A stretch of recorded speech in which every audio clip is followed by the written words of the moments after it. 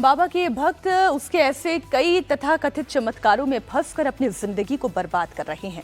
कभी हैंडपंप का पानी तो कभी चमत्कारी चाय के लिए भक्त घर परिवार छोड़कर दूर दूर से बाबा के पास चले आते हैं। सूरजपाल यूपी पुलिस में नौकरी करने वाला एक साधारण इंसान हुआ करता था। देखते ही देखते कासगंज के बहादुर नगर का सूरजपाल लोगों के लिए नारायण साकार हरि बाबा बन गया। महज कुछ सालों के अंदर सूरजपाल ने अपना करोड़ों का साम्राज्य खड़ा कर लिया। बाबा ने कैसे ये सफर तय किया और कैसे देखते ही देखते बाबा के लाखों भक्त बन गए, वो समझने की जरूरत है। सूरजपाल जो हरिनारायण बाबा है, आप उसे कैसे जानते हैं?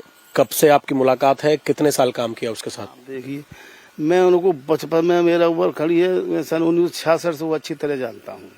1966 से 1966 कच्चा 6 में पढ़ते थे, कच्चे 8 में पढ़ते थे, तब से जानता हूँ। गांव के शख्स है, गांव के आदमी, गांव दूर तो है नहीं, वो गांव एक ही गांव समझ लीजिए आप। वो कोई आदमी के बात होना अलग है, तुम्हारा गांव अलग है, अरे वहाँ मेरे खेत हैं, कहाँ मड़ैया खलिहान मेरे वहाँ पर आधे बने हैं, तो तब से जानता हूँ उनको। बचपन से अगर आप जानते हैं तो फिर जब नौकरी साथ में, कब से आप लोगों ने साथ में नौकरी की? कहाँ कहाँ पे एक साथ रहे आप लोग? तो ये जेएम कोर्ट में जुडिशल मजिस्ट्रेट कोर्ट मोहर थे। ये कोर्ट मोहर होता है एक सरकारी वकील, मुंशी रहता है उनके यहाँ, और मैं रहता पैरोकार बासोनी का, हरि पर्वत का, जगदीशपुरा का। तो दोनों जन मिलकर वहाँ बैठते तो चाय पाय पीते थे। तो हमें उन्होंने कुछ नहीं बताया कि मैं साकर बेसर हूँ या भोलेनाथ हूँ या मैं भगवान शंकर हूँ कि मैं हनुमान हूँ, मैं चालीसा हूँ, मुझे कुछ नहीं बताया उन्होंने। अच्छा, आपके साल, इतने साल नौकरी की उन्होंने यूपी पुलिस में, उस दौरान किस तरीके का इनका बर्ताव था? क्या ऐसा कुछ लगा आपको कि इनमें कोई शक्ति है या भगवान है या सत्संग कराते हैं? इस तरह की कभी कोई बातचीत नौकरी के दौरान आपसे करी? हाँ, थे तो ये साधारण आदमी, वैसे ही जनसंपर्क तो बढ़िया था उनका, लेकिन ये शक्ति भक्ति कोई बात नहीं करते। मैं ये शक्ति है कि मैं भगवान विष्णु, कुछ नहीं था। मैं ये हरिशंकर हूँ, कुछ जानता ही नहीं, कुछ नहीं बताते थे। यूपी पुलिस से जब वीआरएस लिया इसने, उस वक्त क्या हालात थे? कोई मुकदमा था इसके ऊपर रेप का या क्या था जब इसने रिटायरमेंट लिया? तब मुकदमा एक था शाहगंज में, शाहगंज में मुकदमा था। वो भी पुलिस ने, पुलिस के नाते से, तब पुलिस की सुन लेती थी, अब तो नहीं सुनती है, तो वो सब एफआईआर लगा दी, उसमें मुकदमा कैंसिल कर दिया था। मैंने जो आश्रम देखा वो कई बीघों में फैला हुआ है। एक जगह सेवादारों का कमरे हैं, एक जगह रसोई है, बहुत बड़ा ग्राउंड है, फिर एक महल है उसका। ये इतना बड़ा कैसे बन गया? क्योंकि आप तो साथ में आपने काम किया है, ये इतना पैसा कहाँ से आ गया?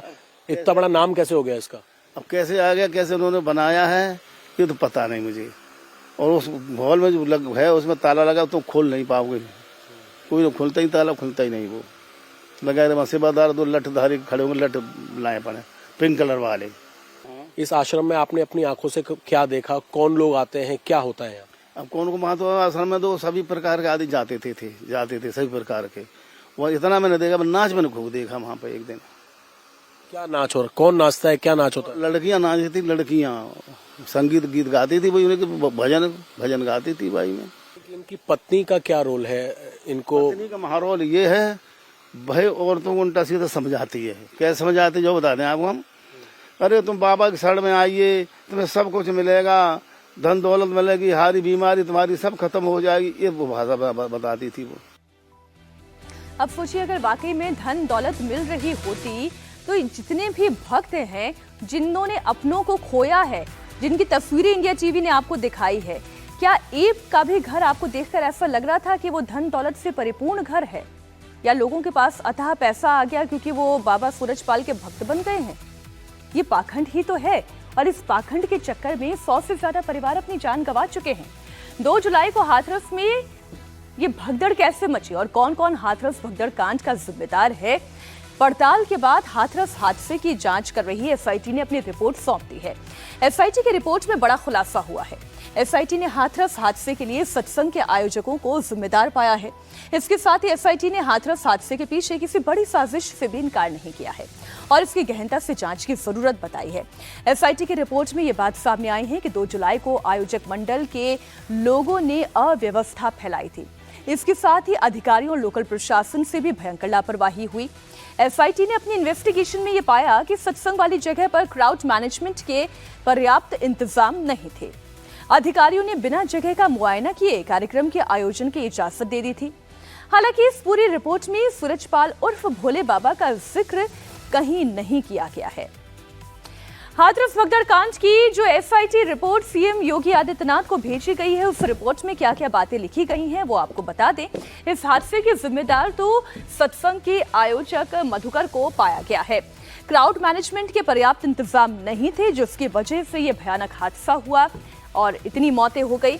भोले बाबा की गलती का कोई फिक्र नहीं और यही बात सबसे ज्यादा हैरान करती है कि आखिर ये नारायण हरि साकार का नाम इसमें क्यों नहीं है। सही इंतजाम होता तो मौत का आंकड़ा कम हो सकता था। ये बातें फिलहाल इस एसआईटी की रिपोर्ट में इस तमाम जांच के बाद सामने आई हैं। फिलहाल भोले बाबा कहाँ हैं, क्यों उसका नाम नहीं है, क्या उसकी कोई गलती थी या नहीं थी, इससे जुड़ी हुई कोई भी बात एसआईटी में शामिल नहीं की गई है। एडीजी आगरा जोन अनुपम कुलश्रेष्ठ और कमिश्नर अलीगढ़ क्षेत्र की एसआईटी रिपोर्ट में करीब 125 लोगों के बयान दर्ज किए गए हैं, जिसमें सरकारी कर्मचारी और कई पीड़ित परिवार शामिल हैं। कई चश्मदीदों के बयान भी इसमें दर्ज किए गए हैं। रिपोर्ट बनाने से पहले इस बात की भी जांच की गई है कि सत्संग का आयोजन कराने वालों ने आयोजन की शर्तों को कितना निभाया। एसआईटी ने अपनी ये रिपोर्ट 6 दिन में तैयार की है और ये रिपोर्ट सबमिट कर दी गई है, मुख्यमंत्री योगी आदित्यनाथ को पहुंचा दी गई है। एसआईटी की रिपोर्ट के बाद योगी सरकार ने कुछ बड़े एक्शन लिए हैं। वो एक्शन क्या है आपको बता दें। लापरवाही बरतने वाले अधिकारियों पर कार्रवाई की गई है। गाज किस किस पर गिरी है आपको बता दें। एसडीएम सिकंदरा राव सस्पेंड कर दिए गए हैं। इसके अलावा सीओ सिकंदरा राव, थाना प्रभारी, चौकी इंचार्ज कचौरा, चौकी इंचार्ज जो सस्पेंड किए गए, तहसीलदार, ये वो अधिकारी हैं जिनके ऊपर गाज गिरी है। 1 2 3 4 5 6। एसआईटी की रिपोर्ट सामने आने के बाद एसडीएम ने बिना मुआयना किए, क्योंकि कार्यक्रम की अनुमति दे दी थी, इसलिए उन पर कार्रवाई होनी जरूरी थी। अधिकारियों को प्रोग्राम को सीरियसली न लेने की वजह से भी इतना बड़ा हादसा हुआ। आयोजकों ने तथ्यों को छिपा कर रखा। अगर उन्होंने छिपा कर रखा तो ये पुलिस की जिम्मेदारी थी कि वो वेरीफाई करते, लेकिन ये वेरिफिकेशन नहीं किया गया और इतना बड़ा हादसा हो गया। शर्तों का पालन ना होने की वजह से ये घटना घटी है। हम आपको बता दें कि एसआईटी की 300 पन्नों की इस रिपोर्ट में 125 लोगों के बयान दर्ज किए गए हैं, जिसमें सरकारी कर्मचारी, पीड़ित परिवार और चश्मदीदों के बयान भी लिए गए हैं। घटना से जुड़े हुए वीडियो और तस्वीरों को भी खंगाला गया है। लेकिन सबसे बड़ा सवाल यह है कि आखिर एसआईटी की रिपोर्ट में बाबा सूरजपाल का जिक्र क्यों नहीं है। क्या बाबा के प्रभाव की वजह से उसे क्लीन चिट देने की कोशिश हुई है?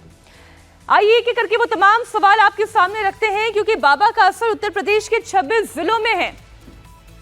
बाबा जाटव समुदाय से संबंध रखते हैं और इसलिए बाबा का प्रभाव उत्तर प्रदेश के 27 लोकसभा और 137 विधानसभा सीटों पर डायरेक्ट असर है। उत्तर प्रदेश में 21% दलित है। जाटव बिरादरी में सूरजपाल की मजबूत पैठ है और बाबा के भक्त भी पूरी तरह से अंधविश्वास में डूबे हुए हैं कि सूरजपाल ही उनकी ताकत है, सूरजपाल ही परमात्मा है, वही नारायण है, वही हरि है, वही भोले बाबा है। ऐसे में क्या ये कारण है कि बाबा की इतनी पैठ होने की वजह से, एक जाति से उनके बिलोंग करने की वजह से उनके ऊपर कोई कार्रवाई नहीं की गई या उनका नाम इस रिपोर्ट में नहीं शामिल किया गया? उनका नाम लेकर पिए आपको इच्छा पूर्ण होगी, जो बीमारी है उसको दूर होगी।